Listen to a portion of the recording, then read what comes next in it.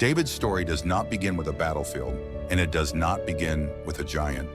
It begins in Bethlehem, in the quiet hills of Judah, where a young boy spent his days tending sheep far from the public eye. He was the youngest of 8 sons in Jesse's household, a position that carried little status in the ancient world. In families of that time, the youngest did not inherit power, privilege, or authority. Expectations flowed toward the elder sons. The youngest served. The wilderness surrounding Bethlehem was David's training ground. Long before he ever held a sling in a valley, he held one to defend his flock from predators. Scripture records that he faced both a lion and a bear, real dangers in the Judean countryside. These struggles were not watched by crowds or celebrated by anyone. They took place in silence, with only the sheep and the God he trusted as witnesses. That isolation shaped him. It forged courage, sharpened vigilance, and taught him reliance on the Lord in moments where his own strength meant nothing. When the prophet Samuel arrived in Bethlehem to anoint the next king of Israel, David was not even invited into the gathering. Jesse brought forward his older sons first. Each appeared impressive by human standards, yet the Lord rejected them all.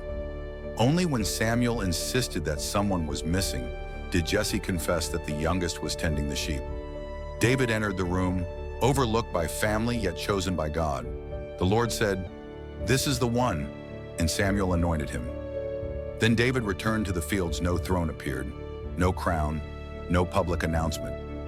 David went back to obscurity, anointed, chosen, but still unseen. He later entered the court of King Saul as a musician, soothing the king's troubled spirit with the lyre. Yet even then, he moved back and forth between palace service and shepherding.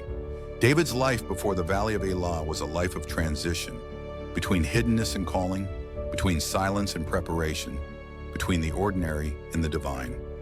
Everything shifted on a day that began with a simple task. Jesse asked David to bring food to his brothers serving in Saul's army. David obeyed, unaware that this errand would place him in the center of a national crisis. When he reached the valley of Elah, he found Israel's warriors standing on one ridge, the Philistine army on the opposite ridge, and the valley stretching between them like a stage waiting for its actors.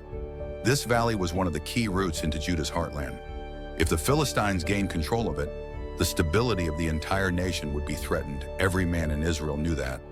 For 40 days, the silence between the armies had been broken by a single voice, Goliath of Gath. Scripture describes him as a towering warrior, 6 cubits and a span tall, clothed in bronze armor and carrying weapons that only the strongest elite soldiers of the ancient world could wield. His challenge was simple and terrifying: single combat.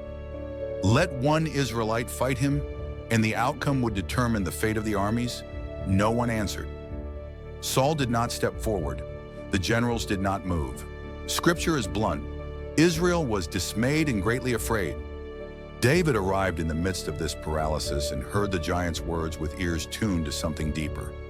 He did not interpret the moment as a military stalemate, but as a spiritual one.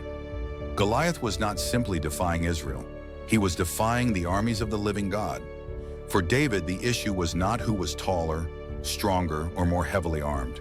The issue was the honor of God and the identity of his people. He volunteered to fight.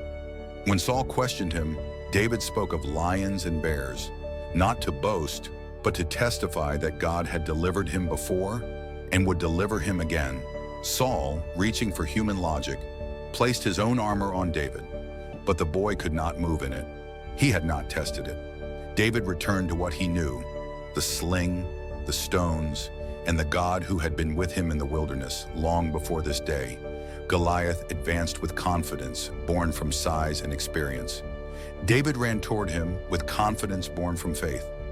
Ancient slingers were capable of launching stones with deadly accuracy and tremendous force. David's weapon was not insignificant. It was simply not honored by those who trusted in the visible and tangible. One stone left David's sling and found its mark. Scripture says it sank into Goliath's forehead, and the giant collapsed face down in the dust. David then took Goliath's own sword and ended the confrontation. The Philistine army broke in fear. Israel surged forward in victory. A nation that had been paralyzed by intimidation was revived in a moment. David's courage in the valley did not appear suddenly. It flowed from years of unseen faithfulness, hidden battles, ordinary obedience, and quiet trust in God when no one else was watching. The valley of Elah was not the beginning of David's courage. It was the revelation of it. And now the story turns toward us. We live in a different world, but giants still stand in modern valleys. They take the shape of fear, injustice, hopelessness, addiction, corruption, and voices that tell entire communities, you cannot win. Many people today feel the same paralysis Israel felt that day, facing something that seems too large, too strong, too loud to overcome. David's story raises a question that stretches across 3,000 years and lands directly in our generation. Where do you see a giant in the world today? Something that intimidates or silences others. And what would it look like for you to step forward when no one else does?